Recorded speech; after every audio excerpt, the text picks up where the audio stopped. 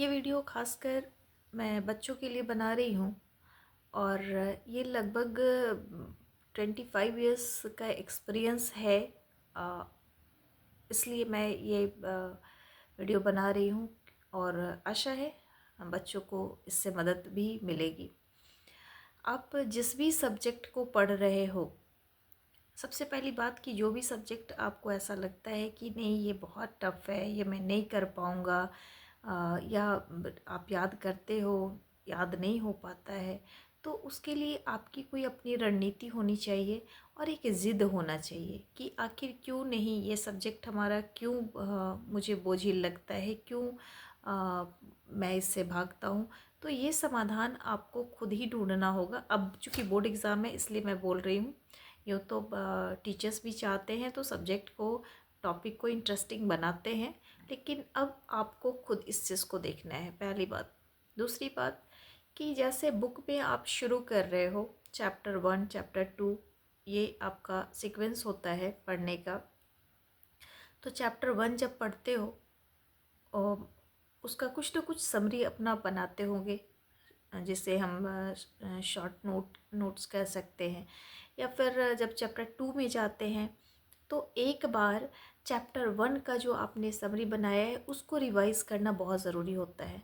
Chapter 2 को chapter 1 से को रिलेट करके फिर आगे आप बढ़ें। तो ऐसे करने से फिर आप जब बार बार करेंगे ना तो आप देखेंगे बहुत सारा चैप्टर आपको मतलब बहुत अच्छे तरीके से आप रिवाइज़ कर लोगे। आपको रिवीजन की भी ज़रूरत नहीं पड़ेगी अगर आप इस तरह से करोगे, पहली बात।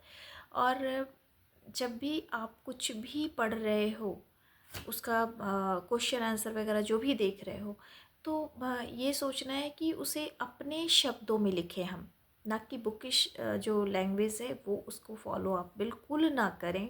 आप अपने भाषा में उस प्रश्न का उत्तर देने की कोशिश करें। और जो भी चैप्टर पढ़ रहे हो उस चैप्टर में कुछ हाइलाइटेड वर्ड्स होते हैं, हाइलाइटेड कुछ फैक्ट्स होते हैं, उनके लिए एक अलग आप नोट नोट डाउन कीजिए, ताकि वो चैप्टर से कुछ जो मेन पॉइंट होता है वो राइटर के द्वारा लिखा जाता है, तो उस चीज़ को भी आप ध्यान में रखें। सबसे बड़ी बात, अपने आप में एक कॉन्फिडेंस रखनी है आपको कि ये मैं पढ़ रहा हूँ, ये मैं लिख रहा हूँ, तो मैं अच्छा कर रहा हूँ। ये नहीं, अपने आप को कभी भी लूज़ फील नहीं करना, पता नहीं क्या होगा, कैसे मार्क्स आएंगे, बिल्कुल नहीं। इस चीज़ से आपको दूर हटकर तैयारी करनी है। और जो भी सब्जेक्ट आप पढ़ रहे हो, ये सोचना है कि इसमें मैं बेस्ट हूँ, यही मेरा सबसे अच्छा सब्जेक्ट है। ये अपने जहन में रख कर और तैयारी करनी है। आप देखना आपका मार्क्स भी अच्छा आएगा।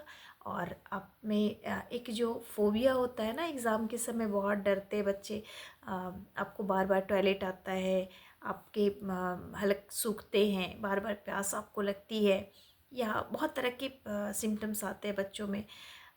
अंदर से एक डर भी होता है, पता नहीं क्या होगा, अगर मार्क्स अगर कम आया तो पता नहीं, हाँ, मम्मी क्या बोलेगी, पापा क्या बोलेंगे, या हमारी सोसाइटी क्या बोलेगी। किसी का परवाह नहीं करना है, बस एक चीज़ ध्यान में रखनी है, आप अपना पूरा का पूरा ध्यान बिल्कुल पढ़ाई पर लगानी है। और टेंशन लेकर नहीं, बिल्कुल रिलैक्स होकर आप करोगे ना, तो आप देखोगे कि आप बहुत अच्छा कर पाओगे। हर एक बच्चे को भगवान ने, ऊपर वाले ने, अल्लाह ताला ने सबको अलग बनाया है। आप में वो चीज़ है, आप कर सकते हो। तो दिल से मेहनत कर कीजिए और आप देखेंगे आपका नंबर अच्छा आएगा। और अगर किसी भी तरह की आपको असुविधा है, आपको लगता है कि आपको मेरी ज़रूरत है मार्गदर्शन के लिए, या किसी सब्जेक्ट में आपको ऐसा लग रहा है कि कैसे होगा, क्या होगा, या किसी टॉपिक में आपको परेशानी हो रही है, तो आप कमेंट बॉक्स में बताएं, मैं आपके साथ हूँ। अगर आप परेशान हो, अंदर से डर लग रहा है, कुछ ऐसा फील कर रहे हो कि नहीं, पता नहीं मेरे साथ क्या होगा, मैं अच्छा दे पाऊँगा एग्ज़ाम, नहीं दे पाऊँगा, या कुछ भी ऐसा अगर आपके जहन में है, आप कमेंट बॉक्स में लिखें, मैं आपसे बात करूँगी। आशा है हमारे बच्चे इस वीडियो के माध्यम से खुद को पुश कर पाएंगे, खुद को अपना पीठ खुद थपथपाना है। किसी का इंतज़ार नहीं करना कि हाँ कोई मुझे बोलेगा कि यू आर द बेस्ट। आप बेस्ट हो, आप सबसे अच्छे हो, ये मानकर तैयारी करनी है। बस एक ही चीज़ रखना जहन में, ईमानदारी।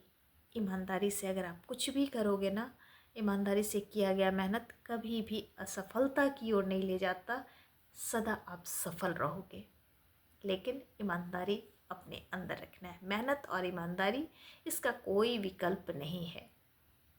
आशा है आप समझेंगे मेरी बात को और पूरी लगन से बोर्ड एग्ज़ाम की तैयारी करेंगे, या आप जिस भी क्लास में हैं, अब फाइनल एग्ज़ाम आने वाला है उसकी भी तैयारी करेंगे। धन्यवाद।